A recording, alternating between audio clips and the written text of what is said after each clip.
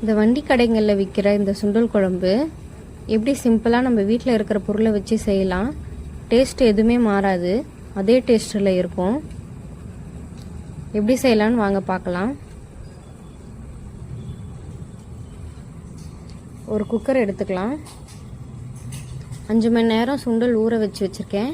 அதில் போட்டுக்கலாம்.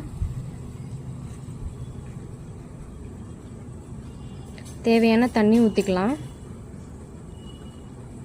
உப்பு போட்டு வச்சு இப்போ மஞ்சள் பொடி போட்டுக்கலாம். இது கிண்டி விட்டுருங்க ஒரு கிண்டு.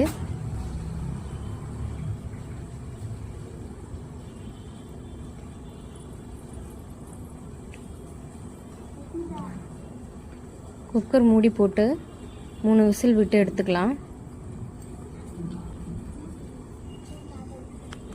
இதுக்கு ஒரு பேஸ்ட் அரைக்கணும். எப்படி அரைக்கலான்னு பார்க்கலாம் வாங்க. அதுக்கு 2 வெங்காயம், 2 தக்காளி, கொஞ்சம் இஞ்சி, 2 பச்சை மிளகா, கொஞ்சம் பூண்டு போட்டு அரைச்சி எடுத்துக்கலாம்.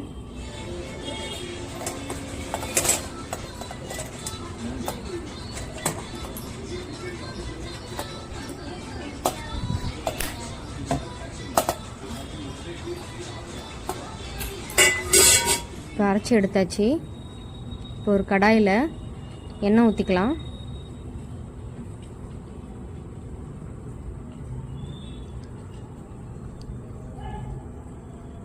எண்ணெய் காஞ்சதும் நம்ம அரைச்சி வச்ச அந்த பேஸ்ட்டை அதில் ஊற்றிக்கலாம்.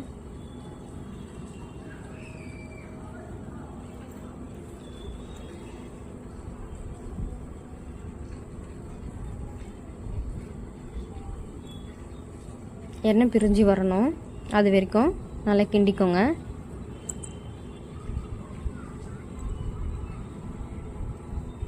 ஸ்டவ் சிம்லேயே வச்சு செய்யுங்க. ஹை ஃப்ளேமில் வச்சா மேலெல்லாம் தெரிக்கும்.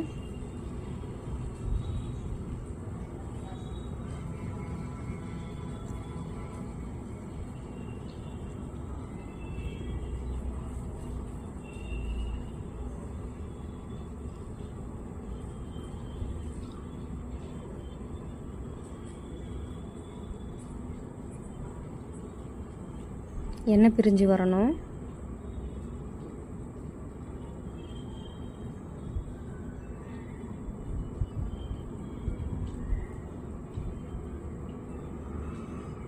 இது கூட கருவேப்பிலை கொஞ்சம் கொத்தமல்லி போட்டு கிளறி கொடுத்துக்கோங்க. வாசனைக்கோசம் தான்.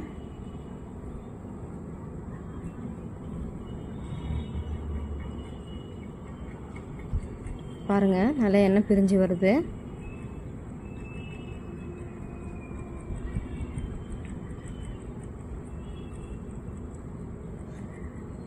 இதுக்கு ஒரு மசாலா பொடி, கரம் மசாலா, கொஞ்சம் தனி மிளகாய் தூள் 1 ஸ்பூன் போட்டுக்கலாம். 1 ஸ்பூன் மஞ்சள் பொடி போட்டுக்கலாம்.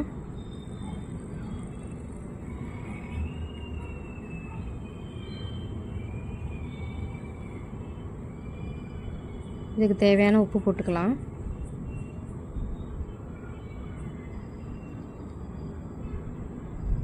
இப்போ கிளறிக்கலாம்.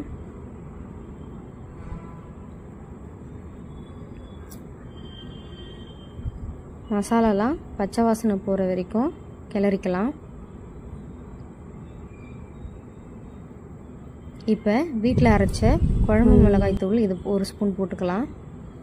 போட்டு இதுவும் பச்சை வாசனை போகிற வரைக்கும் கிளறிக்கலாம்.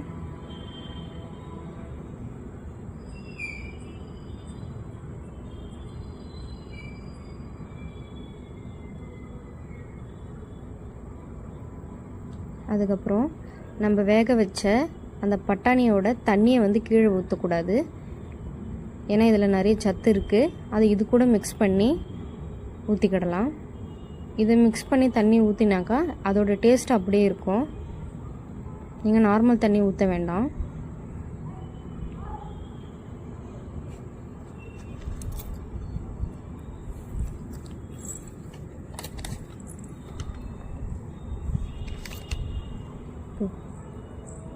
நல்லா கொதி வரணும்.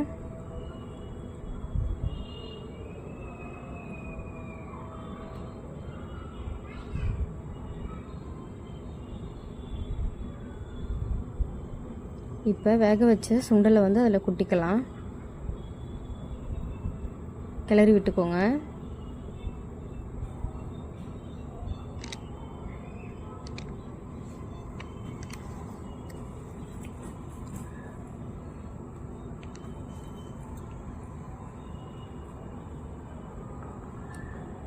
இப்போ கொஞ்சம் கருவேப்பிலை போட்டுக்கலாம் வாசனைக்கோசம்.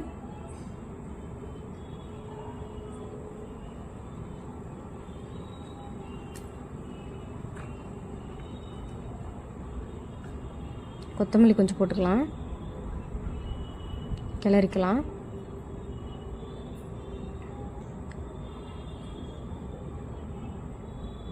நம்ம வேக வச்ச அந்த தண்ணியே இது போதும், வேறு எந்த தண்ணியும் ஊற்ற தேவையில்ல.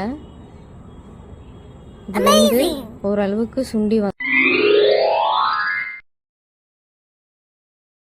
Amazing!